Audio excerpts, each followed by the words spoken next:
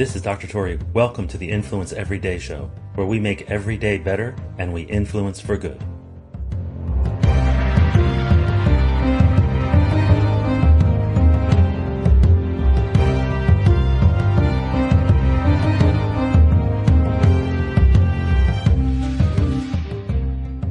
Are you corrupting your intentions?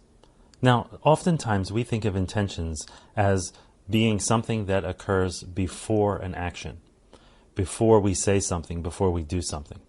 And while for the most part that's true, but I want to change the way you look at intentions, because this will vastly improve your relationships and your influence, because it will shape your character. So let me explain. If you have like a goal that you've set or something that you want to strive for, sometimes you set an intention much earlier. You say, you know what, I'm going to study this profession. And so I'm going to do what it takes to get into that school. I'm going to do what it takes to get through it and do it well and to pass the exams that are related to it, to get the licenses and the credentials and all that stuff so that I can do this thing. And so you set that intention way early, right? Now, other times you may have something where you set an intention and it's just before the event occurs. It might be before you call somebody. You'd be like, you know what, I want to call and I'm going to make up for what just occurred or the words we exchanged or the argument we had or something I may have done or not done, right? And so you set that right before you make the call. You say, you know what, I'm going to do this. I'm going to make this right. And you set that intention. And sometimes we're kind of winging it, like we have an intention, but we're not actually conscious of our intentions. And so what I'm asking you to do first is to pre-event, pre-goal, is to take a good hard look at your intentions and ask yourself, are my intentions optimized? Are they purified? Are they the best intentions they could be? In other words, what's your why? Why are you doing the thing? Why are you about to say the thing? Why are you about to pursue this goal? Ask yourself, what's the why? And is the why noble? Is it honorable? Is it something worth striving for? Now you might say, wait a minute, why does it matter? This is a personal thing. How does it shape your influence later? If you pursue things nobly, you will be noble. It will be part of your character. It'll be part of your fiber.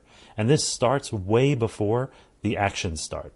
This is something where if you intend to do good, then you set that intention early.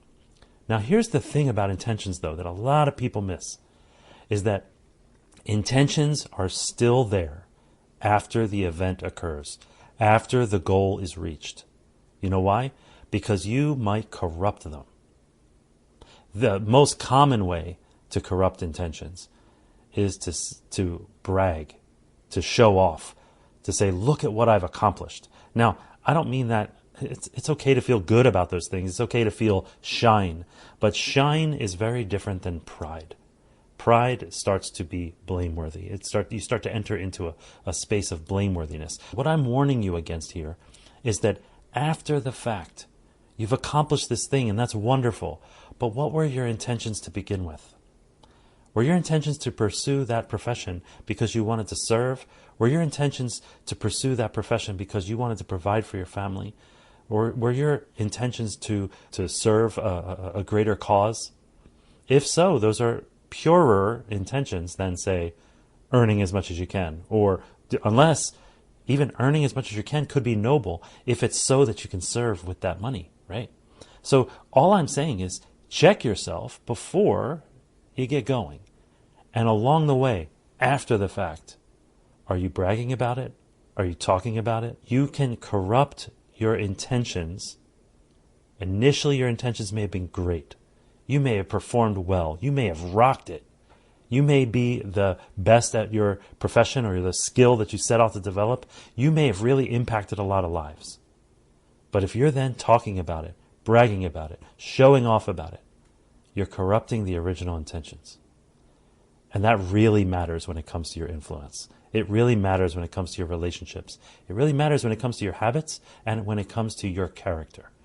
So this goes for how you speak of things too. If something befalls you that is, you have a breakup or a loss, and you start to speak ill of that relationship, I mean, does that take away from how you felt when you were writing that anniversary card before, or having that celebration, or taking that person out to dinner?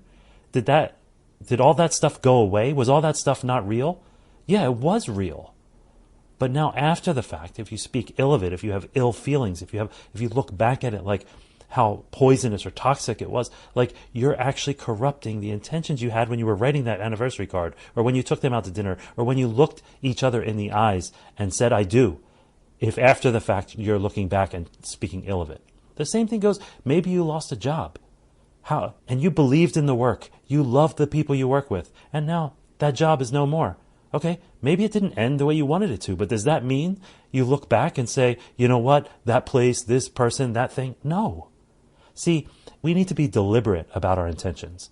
We need to be deliberate about how we manage our intentions through time and how we manage our intentions through contexts, different contexts.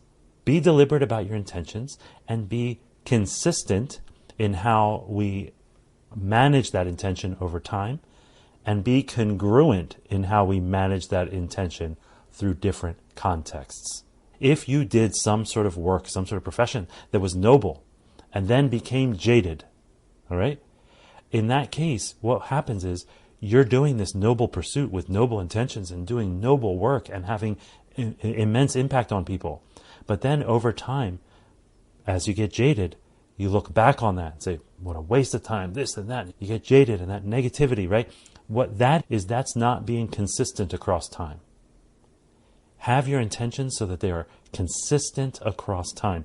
You have to keep working on your intentions, especially when something you perceive to be bad happens. A breakup, a loss of a job, an illness, something that feels as if it's a bad thing. But how often have you looked back and said, wow, that thing was really good for me? That happens, right? The point here is be consistent across time, be congruent across contexts. Let me give you an example of context. If you start off your career and you're bright-eyed and bushy-tailed and you really appreciate the people you work with and all that stuff, and it's going great, and then maybe something changes. I don't know, maybe there's a leadership change, or maybe you shift departments, or you do something, and it's not what it was. Okay? It's a different context. Are your intentions still where they were? If not, manage them. Get them back to that pure, optimized intention for that work. And I'm telling you, you'll show up differently. You will show up differently. So manage your intentions across those contexts. If the stuff at work changes, fine. But manage your intention for the change. Manage your intention across time. So this is the way. Now, what in the world does this have to do with influence? When you are deliberate, when you are consistent, and when you are congruent about your intentions, and they are good intentions, it is palpable. People don't understand why, but you are magnetic. You are magnetic. That when you have good intentions and you're consistent with them and you're congruent, they shape who you become. And that's not some influence tactic or hack. This is something where you are shaped by your intentions and how they move through time. So be deliberate. When people see it, they'll know it, they'll feel it, and they'll grasp it, they'll experience it without you ever uttering a word. So are you corrupting your intentions? It's time to be deliberate. Manage them. I'll see you in the next episode.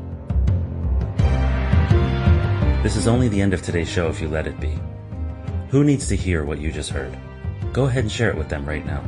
The Influence Everyday podcast is free. We don't sell advertising space, so telling others is the best way to pay us back, but more importantly, it's the best way to pay it forward.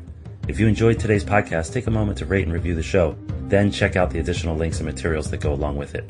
They offer more ways to take your influence, your impact, and your relationships to a whole new level. Now go forth and influence for good, every day.